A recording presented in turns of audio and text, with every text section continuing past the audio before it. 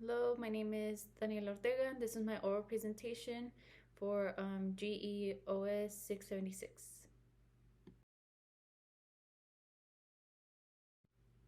My research project title is Observing the Urbanization of Border Cities in the Far Western Tip of Texas, which would be El Paso, Texas, and Ciudad Juarez, Mexico. So here's a little background information about my topic. El Paso, Texas, and Ciudad Juarez, Mexico have been twin border cities for over 175 years. Texas was originally a part of Mexico until 1836, and now the Mexican American border separates these sister cities. In this study, the main factors that will be analyzed are land use, population, and demographics between the two cities. The study will focus on a period from 1988 to 2023 and will be conducted through the use of journals, government databases, and government websites. Its goal is to understand the changes that have occurred in the areas, as well as identify any differences and similarities between the two cities. In this slide, I will be discussing my results and specifically for land use in El Paso. The data collected from El Paso land use was from 2007. This was the most up-to-date land use profile, and the data collected from Juarez land use was from 2000, also being the most up-to-date land use profile. This table shows different land use categories in El Paso compared to Table 2, which I'll show in a bit. And it shows another set of land use categories in Juarez. Although the categories are different, some categories can overlap and will be analyzed. El Paso has a total of 13.86% of the land being used for residential areas. This is adding the high density residential, medium density residential, and low density residential. And over 78% of the land is either grassland, shrub, or barren land. Juarez has a total of 45% of the land used for residential areas, and 11.3% is vacant land. Commercial or developed open spaces can be put in the same category, as this can represent land not being used for human habitation, such as shopping malls, service stations, bars, and restaurants. El Paso uses 0.41% of its land towards developed open spaces, and Juarez has a total of 7.4% towards commercial areas. By observing the following tables, El Paso has a majority of its land in shrub category at 65.72%. Some structural characteristics of shrub land are woody plants with multiple stems that are mainly less than 8 meters high, or roughly 26 feet. Taller shrubs tend to range from 2.2 to 8 meters, while smaller shrubs are 1 to 2 meters. This can be seen in spatial imagery as being the most green in the geographical area. The cultivated crops category makes up 6.62% of the land area. Cultivated crops are typically crops grown by farmers, and as shown on the table, it is 6% less than the medium density residential. It is important to note that farmers have become increasingly worried about urbanization getting closer to their cultivated crops. As the years go by, urbanization has steadily increased in different areas of the city of El Paso. On this table, it shows that Ciudad Juarez has 11.3% of its land as vacant lands, meaning this land does not have any development, permanent structures, and it is not being used by the owner. The land remains undeveloped without any improvements on it. However, if the residential, industrial, and commercial land categories are combined, the total land use is a little over 60%. When combining high, medium, and low density residential land use categories along with developed open space, El Paso is using roughly 14.27% of their land. Ciudad Juarez is using their land 4 times as much as the city of El Paso. Ciudad Juarez also has a separate category that includes roads, which takes up 22.7% of the land. Juarez is known for having a network of highways and roads that aid in transportation through the city and connect to other areas. The road infrastructure is critical for the good and growth of the economic activity in Juarez, as well as the movement of people and goods across the border.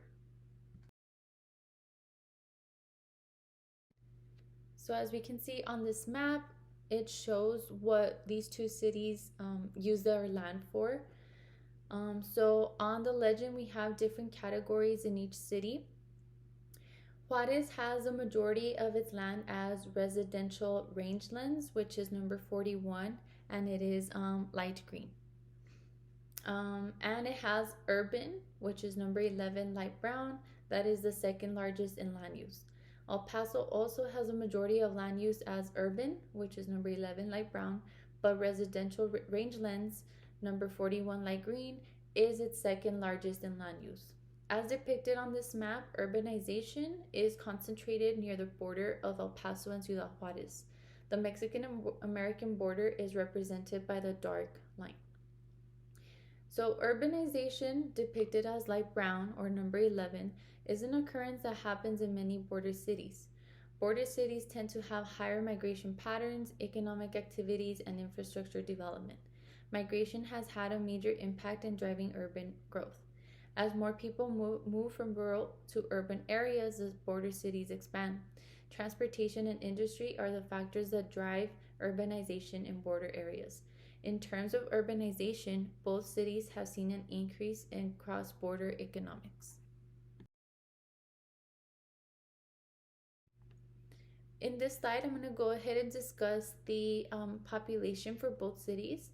As of 2022, El Paso has a total of 677,456 people living in the city, and Juarez has over 1.5 million people living in their city. So this table demonstrates the population size of El Paso versus Juarez, along with a few demographics from each city. Although both cities have different population sizes, the Hispanic population, as you can see, takes over the majority of both cities, while white is the second largest population. This graph also represents the population density between both cities. The population density is concentrated near the US-Mexico border. El Paso has a relatively high population density of 2,263 people per square mile, and it had a 5% increase in population in the year 2019. About 28% of the population consisted of individuals less than 18, while only 11% of those older than 64. The median age was determined to be 32.5 years, and about a fifth of the population was below the poverty line. Ciudad Juarez has had a population increase of 11% since the year 2000, and it also includes 99% of the Juarez municipality population. Both border cities are very intertwined with each other and are often referred to as the El Paso Juarez region.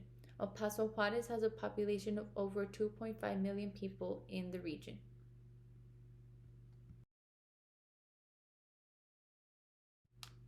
With both cities being next to each other, many people cross the US-Mexican bridge daily, either for work, education, or simply to visit family. The Table 4 shows annual data of El Paso border crossings entries from 2000 to 2023. Many people cross by bus, train, personal vehicles, or by walking across the border. The majority of the people who cross over do so with their personal vehicles. In the year 2000, there was a huge increase of people crossing the border in their vehicles with a spike of 4.8 million passengers. As the years progressed, the number of people crossing fluctuated, but for the most part, people still cross mainly on their personal vehicles. According to the Bureau of Transportation Statistics, in 2017, there were over 43.5 million crossings in total through El Paso, with an average of 120,000 crossings per day. Out of those 120,000, roughly 1,000 children cross daily to attend school, and other crossings consist of people going to Juarez to El Paso or vice versa to shop, visit family, or recreational activities.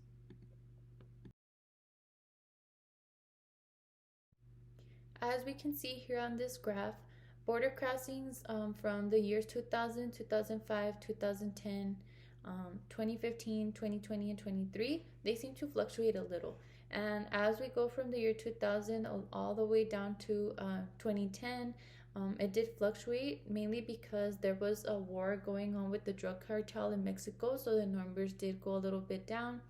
2015, it rose a little bit, and then as we can see, when the pandemic hit in 2020, it dropped again very low. So it has been kind of steady at the low section for a while.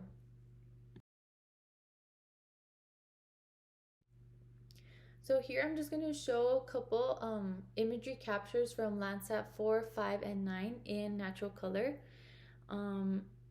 This illustrates the progression of land and natural color from 1988 to 2023. The images were picked based on the best resolution for that year, and all four images were from different decades to compare the land changes in El Paso and Juarez. With the natural color, there is a big difference between the year 1988 and 2023, where there was more vegetation in 1988 for both cities. As urbanization begins to expand, vegetation decreases in both cities. By the year 2023, there is little to no vegetation compared to 1988. Much of the land is being used for residential industry or commercial purposes. Population growth has an impact on vegetation as well. Over the years, El Paso and Juarez have had steady population growth, which implies homes and businesses being built. And in this section, it illustrates just infrared imagery, which just shows a little bit better the spatial distribution of amount of vegetation from the years 1988 to 2023. And as we can see in 1988, it's a little bit more red, meaning there's a little bit more vegetation there. As we go along to 1998, then 2008, and then finally 2023, the red does seem to disappear, which means the vegetation is decreasing as the years go by. So on this slide, it just shows these two maps from 2010 and 2015. I got these maps from the North American Land Change Monitoring System website, and so I downloaded them onto ArcGIS, went ahead and added the boundaries for Juarez, which is in red, and then El Paso, which is in black, just to see the urbanization changes from 2010 and 2015. And so we see the urbanization in red. So from between those two cities, we don't see that much growth, but in the following slide, you can see the changes a little bit better.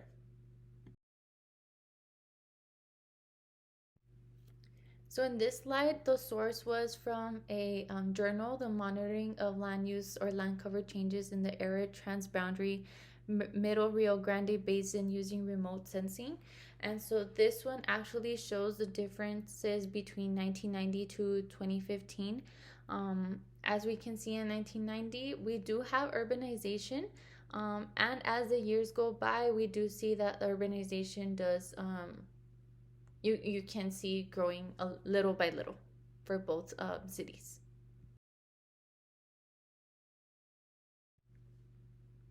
And so the conclusion is when comparing both El Paso and Juarez, El Paso is a much smaller city than Juarez, both in population and land use, meaning that agricultural uses, housing, and industry is a lot more prevalent in Juarez. El Paso uses only 13.86% of its land for residential use, while Juarez occupies 45% towards residential use. The majority of the land in El Paso is vacant with 65.2%, and in Juarez it is only 11.3% vacant. El Paso also does business a lot differently than Juarez. El Paso is focused mainly on retail, healthcare, and trading, while Juarez is focused on maquiladoras and international trade. The maquiladoras and international trade makes a huge difference in economic growth. This is actually doubling what El Paso makes. However, both cities do have similarities. For example, the majority of the population for both cities is composed of Hispanics, and both cities also have an influx of migrants. Urban expansion can also be seen under or near the border for both El Paso and Ciudad Juarez. Both cities also are very intertwined with each other, so much so that if one city closes its border, the other city will see a decrease in its economy. Although the differences between El Paso and Juarez are evident, they both need each other in order to continue growth and development. Many people cross back and forth from the U.S. to Mexico daily because of education, shopping, visiting family, or simply for recreational activities. It is important to understand the influence each city has over the other while also recognizing the differences and similarities between both cities.